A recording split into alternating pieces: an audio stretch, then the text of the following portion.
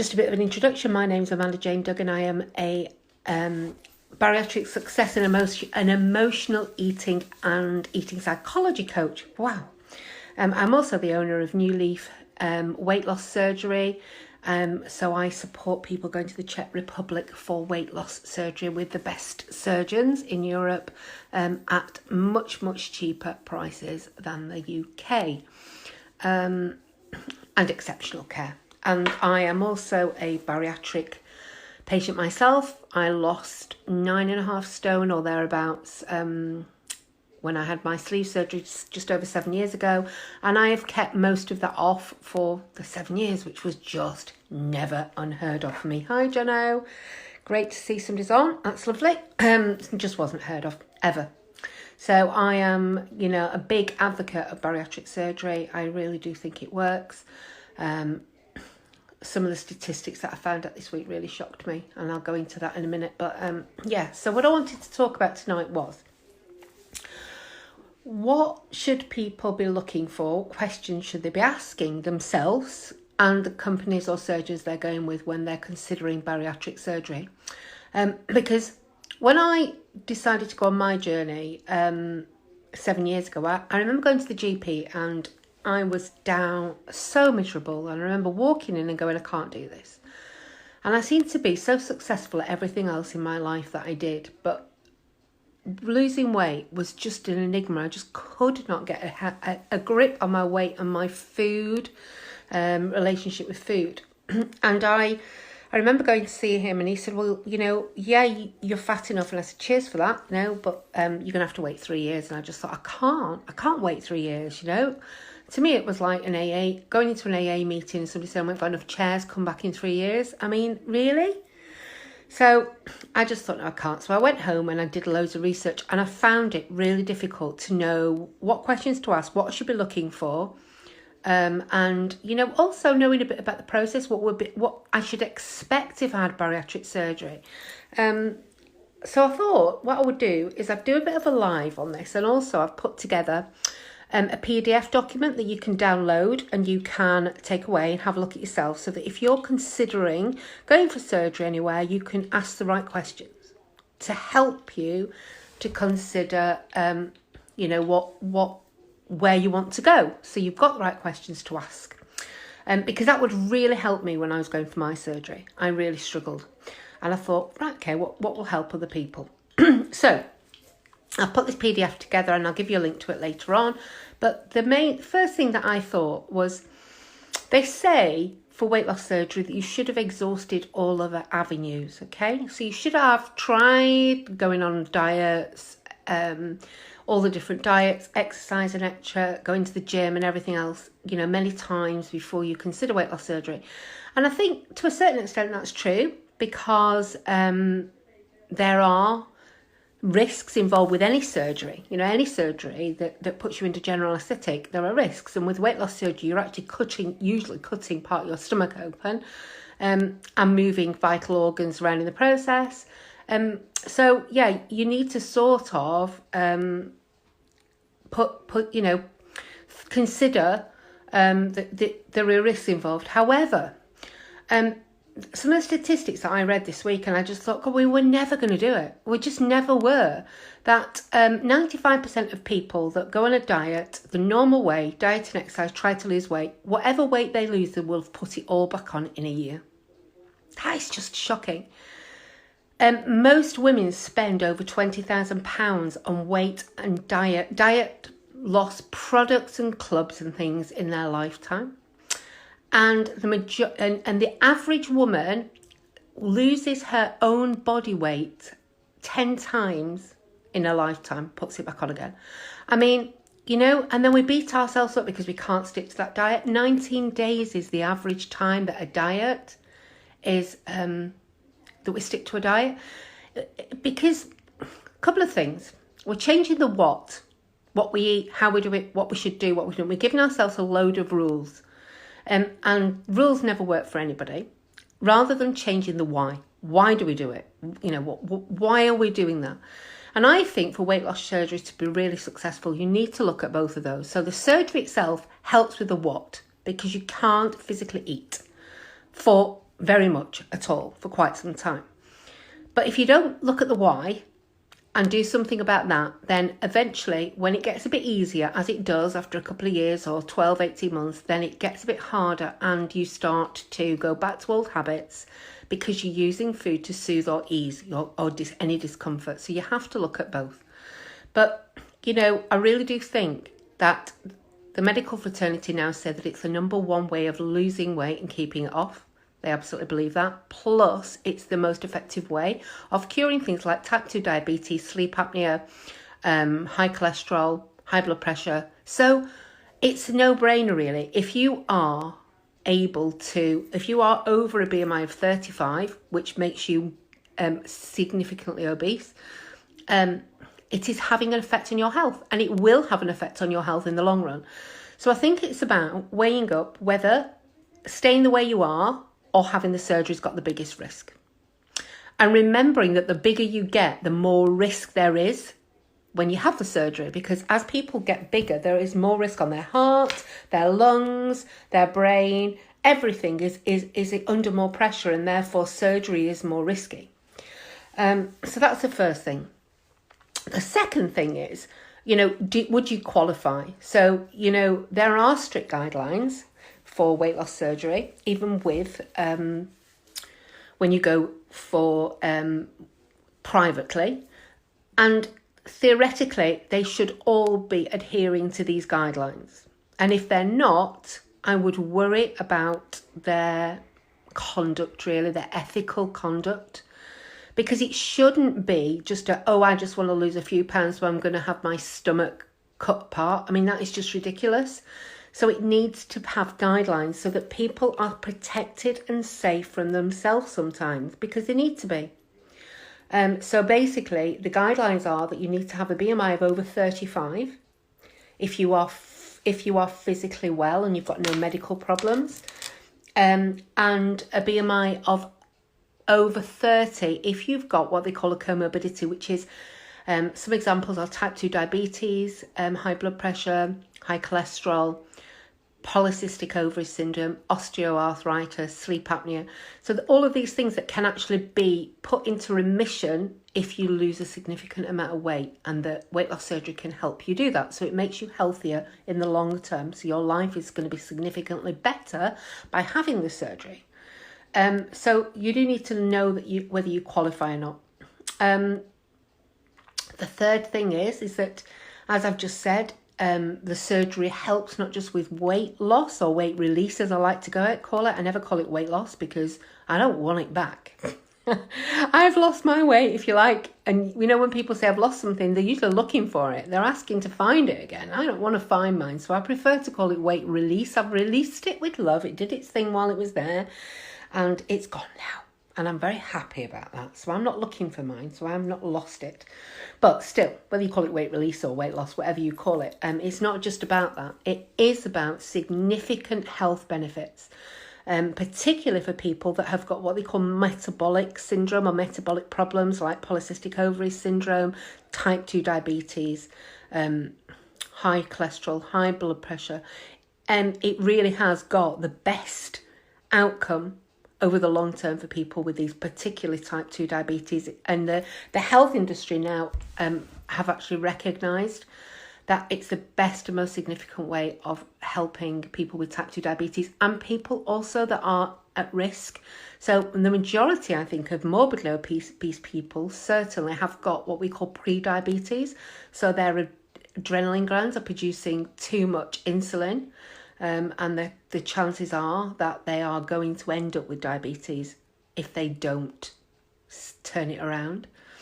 So, it's not just about weight release. It is also about health and metabolic surgery. It's now called bariatric and metabolic surgery, not just bariatric surgery because of that. So some of the things else that you need to consider if you're thinking about having weight loss surgery is how is it going to change your life? What are the differences? What's actually going to be different? So first of all, you need to go on a pre-op diet. And if you go on a pre-op diet, it's usually about 2 weeks. I'm always very concerned when I hear people say they've had to do a 24-hour pre-op diet or they haven't had to do one at all. Because theoretically, the pre-op diet is to shrink your liver It's almost impossible to shrink your liver in 24 hours, even if you didn't eat. It can be done in about 3 days. You might have heard of ketosis. When you go into ketosis, that's when the liver starts to shrink. But theoretically, a 2-week, less than 1,000 calorie diet is the very best way to do it. And, you know, it also gets you in the right frame of mind for after the surgery, because you are going to have to make changes to your diet. It isn't a magic wand. It doesn't stop you eating chocolate, cakes, biscuits. I wish it did, but it doesn't. What it does is it changes the size of your stomach, and it also changes your taste buds and has some metabolic effects in the fact that you don't feel as hungry. But it doesn't choose the type of food for you. It doesn't fill your fridge with nutritious, healthy foods, and you will need to change your relationship with food as you go along, because you've only got a tiny tummy, so you're going to have to really eat good, nutritious food. And most of it will have to be protein-based. So 50% protein-based, and the rest good quality fruit and vegetables, and maybe a little bit of what we call complex carbs, so sweet potato, maybe a little bit of brown rice, pasta. You know, yeah, of course, we all have treats from time to time, and I'm not saying that I don't, and I know most people do, but it is from time to time. It's not an everyday occurrence like it used to be. And if it is, it's a small amount, you know, a real small amount, instead of like huge quantities of binging, like I used to do. I used to be a real binge eater, and I just don't do that anymore. But you do need to change your relationship and your diet, and starting with the pre-op. And when you've had the surgery, you will need to have 2 or 3 weeks of liquids, which is quite difficult. And you will also need to take a couple of weeks off work. You need to think about childcare, because you can't pick anything up that's bigger than 10 kilos. So lifting can be a bit of a problem. And you also go through a little bit of a time where you just feel like you are grieving because you've lost your friend. Because food is an emotional connection, without a doubt. I haven't yet come across anybody who's morbidly obese that hasn't got an emotional connection with food, even if they think they haven't. When I work with them as a bariatric success coach, we always uncover at least one emotional connection with food. And it's really important to cure that and help that at the same time, for long-term, sustainable, year-longs, you know, years and years success. So you need to have a think about that as well, and making sure that you're aware that you're going to change your relationship with food, that you can't use that anymore, and not cross-addicting to other things. Like alcohol can be a big problem, because you can drink as much alcohol with a tiny tummy. So yeah, just being aware of that and working on that stuff as well. The other thing is that we also have, sorry, I'm just going to have to start my computer up so I don't forget to tell you something in a minute. You know, there is an emotional connection with food, and you need to think about that and look at your nutrition. You're going to need to take vitamins on a daily basis as well.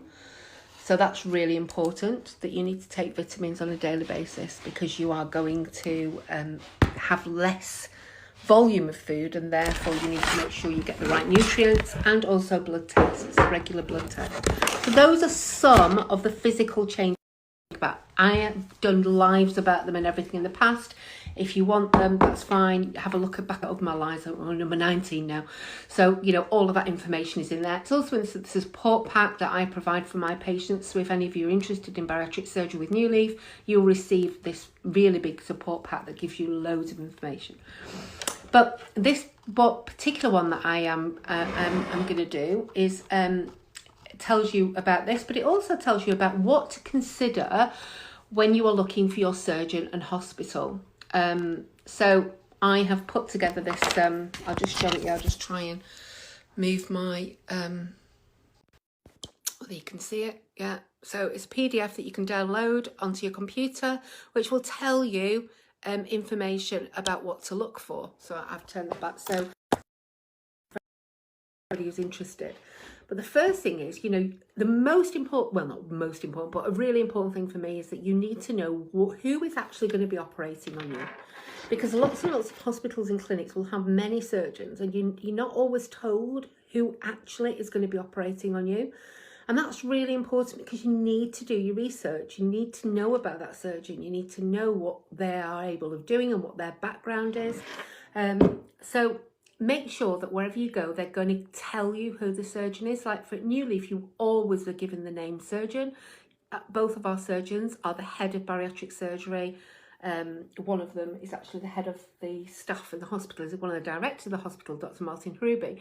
So you know you're getting him. And if at any time, for example, he was poorly or something, then we would give you an option as to have his understudy who he's trained, or you would get the option to reschedule your surgery. We wouldn't just give you somebody else without letting you know and giving you that choice. So make sure that whoever you're going to, you know who the surgeon is. And also, what the credentials of that surgeon, so what are their qualifications?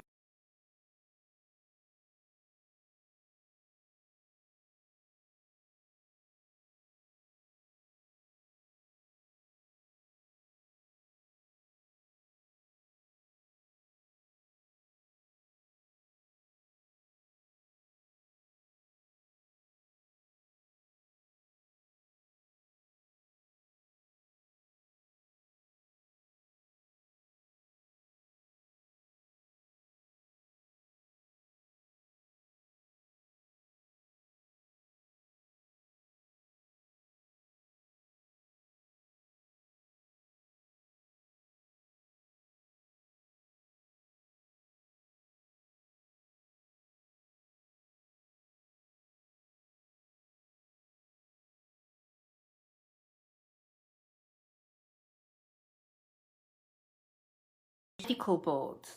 So where did they do their training? You know, if you're going to go in the UK, was it a good hospital? Where did they do the training? Are they sitting on any boards? So for example, our surgeons were both trained at the university in Prague, Charles University, which is a really, really high esteemed university. And then, so for example, Dr. Ruby is the president of the Czech Bariatric and Metabolic Society. So like he's the top one in the Czech Republic, and he's renowned all over the world.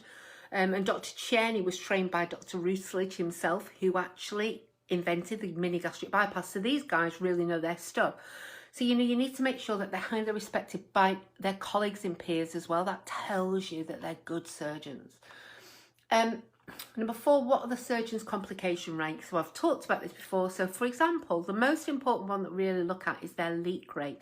So it is a known complication of this surgery that some people will have a leak, which is where parts of the stomach contents seep out after the surgery, and it can be life-threatening. I always tell patients this. We have never lost anybody yet, but it can be life-threatening, and at best, you know, it's a few weeks in hospital with very uncomfortable nil by mouth. So you need to know what that leak rate is. It's unlikely that you will ever find a surgeon that hasn't had a leak, because like Dr. Truby said, a surgeon that doesn't have complications is a surgeon who doesn't do any surgery. So you need to expect a percentage, and the average internationally is about 4.5%. And you know, that's the average. So some people will be more than that, some people will be less than that. So I would be looking at anybody that is less than 4.5%. And again, that should be clearly visible for you. Our surgeons are both less than 1%, about 0.6, 0.8%. So, you know, that means they're very experienced and they have had a lot of experience with this surgery. So you're in safe hands, basically. It's all about safety, you know. Safety and long-term success are the biggies for us. And does the surgeon, if you're thinking of going abroad, or maybe even sometimes in the UK, does the surgeon speak fluent English? You're not ever going to get a hospital or clinic where every single person there speaks English. It's impossible to get that. But you need to be able to have a really candid and very, very open conversations with your surgeon. They need to be able to explain what's going to happen to you really well. So they both, you know, they need to speak really fluent English. So both of our surgeons speak fluent English. On our website, you can see on YouTube, and we can get you access to it on the Bariatric University on our website, where you can see the surgeons talking to actual clients and get an idea of their personality and the way that they speak and their level of English. So, you know, make sure that you're given that information, that you know whether they speak English, and you've actually had some indication of that.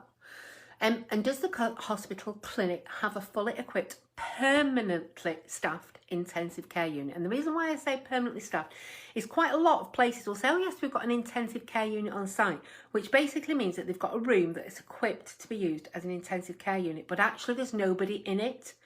So what would happen if you had a problem?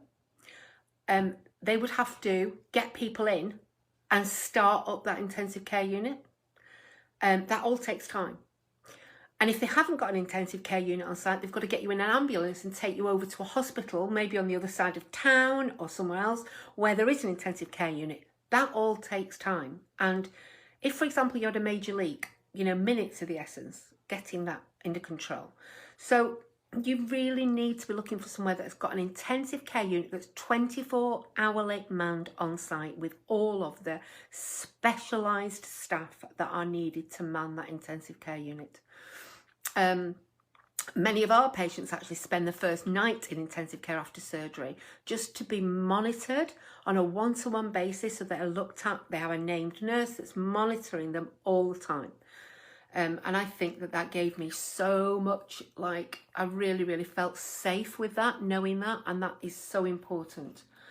It's rare that these things go wrong, but they do. And you need to be aware that has to be on site. The other thing as well, this is probably pertaining more to people that are going to go abroad, because there are huge savings by going abroad. We're talking less than half the price of the UK. And I certainly couldn't afford UK prices when I was going abroad. So, we're talking huge savings, but these questions need to be asked. So do you stay in the hospital or the clinic for the whole time that you are there? Don't get some of these places will say, oh, come and have a holiday, bring your relatives with you, have a holiday, we'll put you in a 4-star hotel 2 days after your surgery and you can have a holiday. And it's just not like that. You've had major surgery. You've had your stomach ripped apart, manipulated, all of your liver, your spleen, everything's moved out of the way. The first 24 hours you're on a drip. You're not even able to drink properly. You're starting to sit. I'm not being funny. To be fair, you feel like you've been run over by a bus for the first 2 or 3 days. And you do. And you do recover fairly quickly, but for the first 5 or 6 days after surgery, you really just do not want to be doing anything apart from just resting, relaxing, maybe a little bit of walking. But, if they say they're going to put you in a 4-star hotel a couple of days after surgery, the one thing you don't want to be doing is in the middle of the night feeling, oh my God, I've got a pain. Is this normal? Have I got a temperature? Is my pulse? I don't know. I don't want to wake them up, but I don't feel right. Is it, you don't want that. You want to be able to press a buzzer and somebody to come and tell you and take your vital signs and let you know whether everything is normal and everything's all right.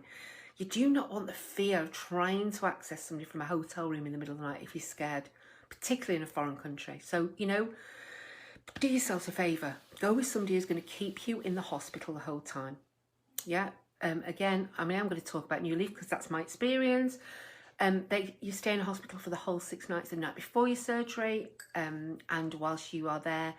And yeah, it can be a bit boring, but death by boredom is better than death by anything else, So you want to just make sure that you are being fully monitored and rested before you come home, and you're checked every day by the surgeon and the nursing staff to see if everything's okay.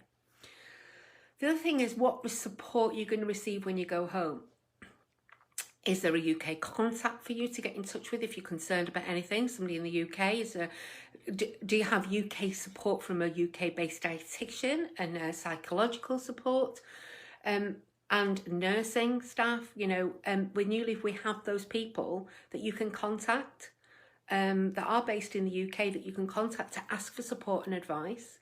And we also have something called our Bariatric Success Solution, which means that you're working with them on a regular basis, on a one-to-one basis, seeing the dietitian, having psychological support, working in groups. We have group meetings, support groups that you are going to have when you get home. So it's not just like, okay, you go and have the surgery, you come back and that's it. There's a Facebook group and that's it. We have a Facebook group. We have a really active Facebook group and it is amazing. It's really good. but you've also got phone numbers, you've also got people that you can contact, you've also got an extra program that will help you to look at your emotional eating, your self-sabotage. All of that is there for you to access if you wish. So have a look at what they're saying. And when they say lifetime support, what does that lifetime support entail? What exactly does that mean? You know? And ask them for that information. Again, really important. If you want to keep the weight off in the long term. Does the hospital stand up to EU regulations? So hospitals outside of the EU do not have to adhere to the strict guidelines that hospitals within the EU do. So, you know, if you're outside of the EU, the regulations are totally different and they can change from country to country, and therefore you are not guaranteed the same level of care. So you can have one clinic in the same country, completely different level of care from another, and it can be a little bit of a lottery. And what can happen is that you are relying on testimonials from other people. And I hate to say this, but often those testimonials are not always the full story. So sometimes, and I hear that of this a lot, they will delete bad testimonials from their Facebook site. They only allow people that are having that have had a good experience to post. So you're not getting a full idea of what is happening. I think that is just shocking and dangerous. One of the unique things about New Leaf, and we always say, is we are completely transparent. You will know everything. Anything you see on our website, anything you see on our Facebook page, anything you see on our Facebook group is completely true and accurate by the person. We never delete any bad reviews.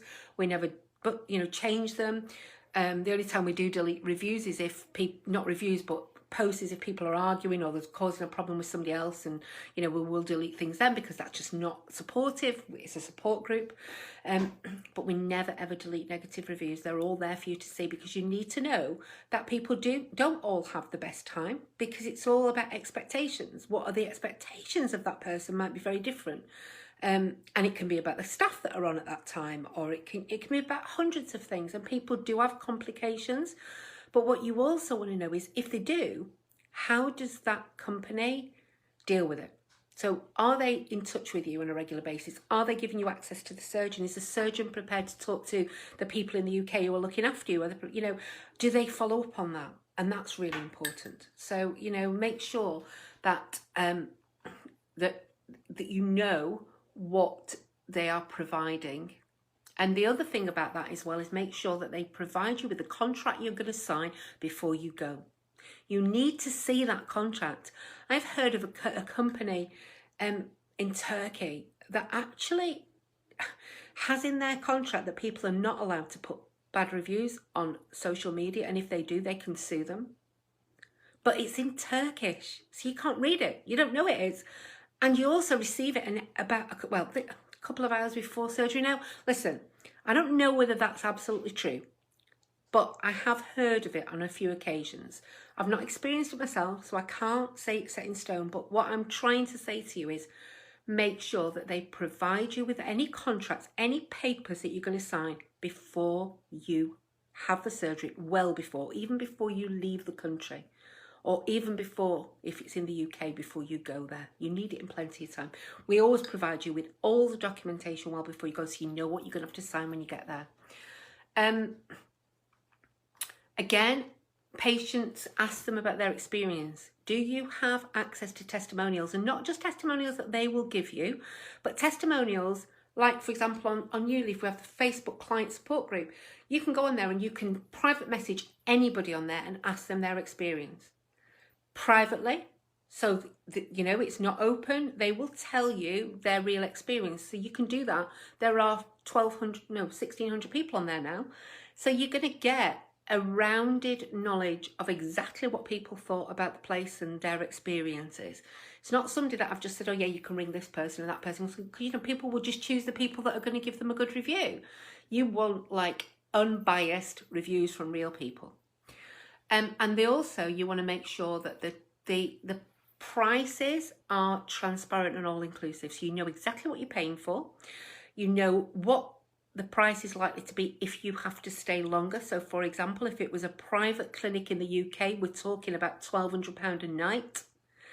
Our clinic in the Czech Republic is about €120 a night, unless you're in intensive care.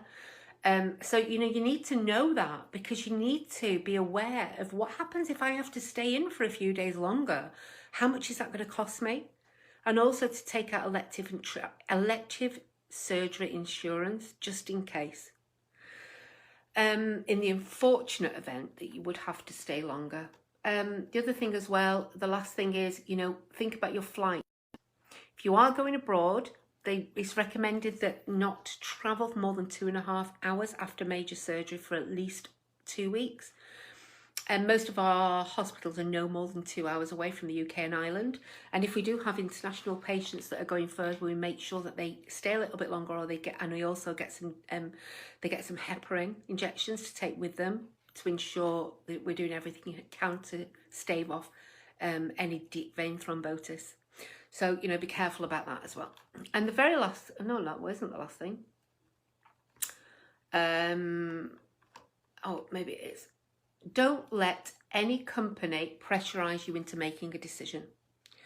If a company is sending you the odd emails asking you if you're still interested and giving you a bit more information and maybe the odd testimonial and things, that's normal. That's what people will do, because they're trying to give you as much information for you to choose them. That's business, that's life. But if they are ringing you up all the time and saying, have you made your decision yet? You know, if you come with us, or they're knocking the price down to try to get you to book with them all the time, you know, like bartering, and then, well, you're not buying a pair of shoes. It's a really important decision, and it's an important decision that has an effect on your health and well-being. So, you know, you need to be left alone to make that decision, basically, and you need to take your time to do your research and make sure that you're happy with the decision you've made. And anybody that's constantly bartering or badgering you for that decision, I really would think twice.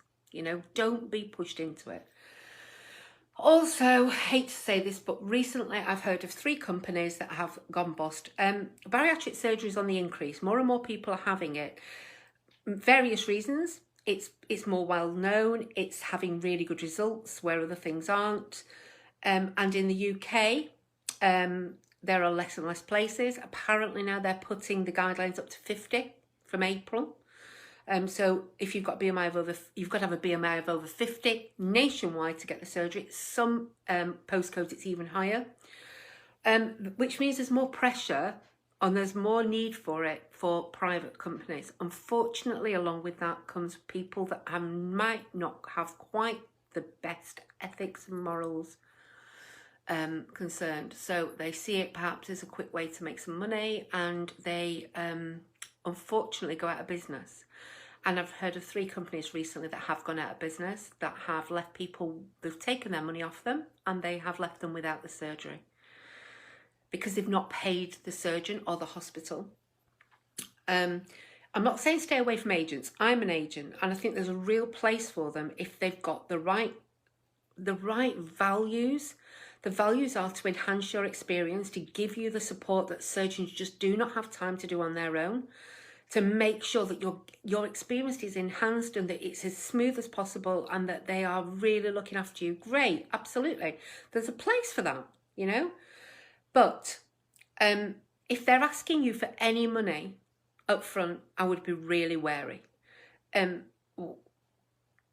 We have to pay a deposit with Newly, for example. I mean, and that's fair enough, because you're going to have to book a bed that could be going to somebody else. And we're an equivalent NHS hospital with an intensive care unit and everything. So for every person that goes from abroad, they're taking up a space for a Czech national health person. So we need a deposit to secure that place. That's only fair. It's €500 and you pay it directly to the hospital. So it's never paid to me. I don't take a penny of your money.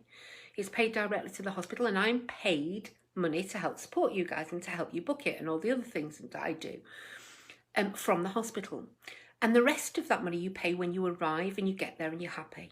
So just be aware that if you're not paying it to the hospital or the surgeon directly, that you could lose that money, and that is just not acceptable. I don't know how some people sleep, to be honest with you, but they do, and that's the world that we live in, and we have to be as guarded from that as we can.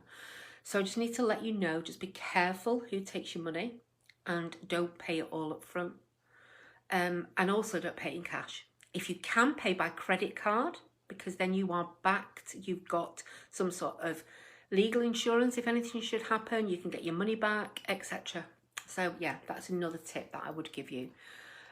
So really, in a nutshell, particularly if you're thinking about going abroad, be careful booking if there is a hard sell, a lack of information regarding the surgeons, the hospital, pressure to make a quick decision, no discussion about possible complications. They should be very candid about that.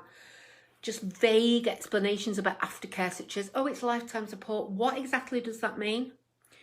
If they insist you pay up front and they're not transparent and open with their complication rates, testimonials, and their contracts, those are the things that I think, in a nutshell, you need to be looking at.